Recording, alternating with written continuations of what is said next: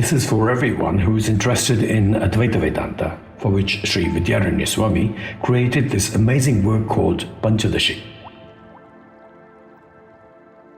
This has some easy-to-understand terms and definitions to tune the mind for the study of the grand non-dual philosophy of universal oneness. Sri Vidyaranya Swami, a profound philosopher and Advaita Vedanta scholar, is believed to have lived in the 14th century. He was instrumental in establishing the Vijayanagara Empire and served as a spiritual guide for 3 generations of its kings, living up to almost 95 years of age. Vidyaranya Swami's influence extends deeply into the realm of Advaita Vedanta as he propagated the teachings of Sri Adi Shankaracharya during his tenure as the head of the Sringeri Sharada Pitha. Among his numerous contributions, the text Panchadashi stands out as a comprehensive manual of Advaita Vedanta, offering a systematic exposition of its core teachings. It leads a seeker holding their hand step by step out of the illusory world of duality into the understanding of all-pervading oneness. In fact, studying the Panchadashi either before studying the Srimad Bhagavad Gita or along with it can greatly help a seeker stay on the right path and not fall into duality when exploring the extensive metaphors and allegories used in almost all scriptures of Vedanta, including the Srimad Bhagavad Gita. Structure and organization. 15 chapters. Panchadashi is meticulously structured into 15 distinct chapters in 3 sections, each dedicated to exploring a specific aspect of Advaita Vedanta. The 3 sections. These chapters are systematically grouped into 3 broad sections, each addressing different dimensions of the philosophy. Section 1. This section deals with the existential nature of Brahman, providing insights into its unchanging eternal essence. Section 2. This section delves into the intricate concept of consciousness, exploring the profound implications in the context of Advaita Vedanta. Section 3. The third section explores the nature of bliss, elaborating on how realizing Brahman leads to ultimate bliss and liberation.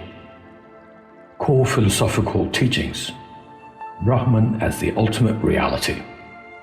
Eternal and changeless.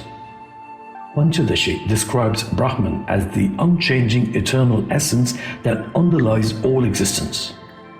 It emphasizes that Brahman is the only reality and everything else is a mere appearance. Illusory nature of the world. The text asserts that the world we perceive is transient, changeable, and therefore not ultimately real. However, it is not dismissed as entirely non-existent, but is seen as a manifestation of ignorance or avidya. Illustrative analogies. Consider situations when you feel disturbed or even livid due to a certain situation or challenge. When a parent, spouse, sibling, friend, or any other well-wishing person helps you see the truth in the matter which you could not see due to your emotions, your thinking changes. You then look at the same situation differently, and the problem you had usually vanishes. This is because your reality totally depends on your perception. The analogies of the rope and snake, as well as that of gold and gold ornaments, are often used in the scriptures of Vedanta. They help in understanding the factor of illusion in whatever we perceive. Rope and snake. One of the most potent analogies used in scriptures of Advaita Vedanta is the misperception of a rope as a snake in dim light. This analogy is often employed to illustrate how ignorance causes fear and misconceptions which dissipate upon recognizing the true nature of the rope. Similarly, ignorance creates the illusion of the world, masking the true nature of Brahman. The rope or Brahman is always there, but the illusion of the snake or the world is temporary and dependent on our ignorance.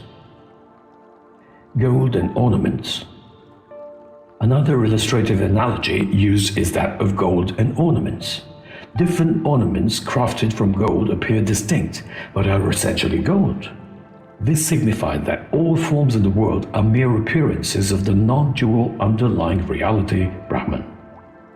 The diversity we see in the world is similar to the various forms of ornament, but the essence or gold remains the same.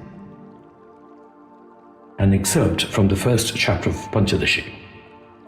Consciousness, which is our self, is inherently of the nature of supreme bliss. It is the object of our greatest love, as seen in the universal desire for perpetual existence. This indicates that our deepest love is for the self. While we may love others for various reasons, these affections are ultimately rooted in our love for the self.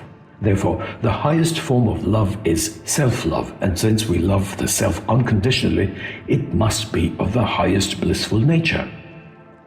Reasoning establishes that the individual self possesses the qualities of existence, consciousness, and bliss.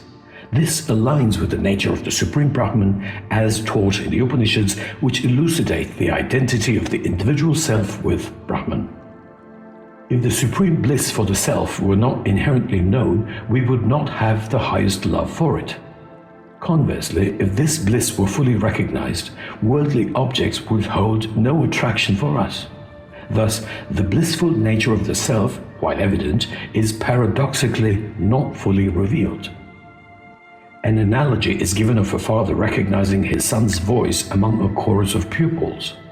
Though he can distinguish his son's voice, its unique qualities may be obscured due to the mingling of voices. Similarly, our understanding of bliss is somewhat obscured by our experiences.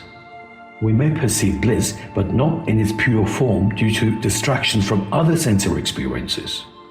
This obstruction prevents us from fully realizing the true nature of bliss. Our daily experiences confirm the existence and ability of objects to reveal themselves to us. However, obstructions can distort this perception, leading to mistaken beliefs about their existence and revelation. The father's difficulty in recognizing the unique qualities of his son's voice due to the chorus illustrates this concept. The root cause of all contrary experiences is beginningless avidya, or ignorance. Prakriti, or primordial substance, reflects Brahman, which is pure consciousness and bliss, and consists of the three gunas, Sattva, Rajas, and Tamas, in a state of homogeneity. Prakriti manifests in two forms. When Sattva is pure, it is known as Maya. When mixed with Rajas and Tamas, it is called Avidya. Brahman reflected in Maya is known as the omniscient Isvara who controls Maya. On the other hand, the Jiva, or individual soul, which is Brahman reflected in Avidya, is subjected to Avidya, or impure Sattva.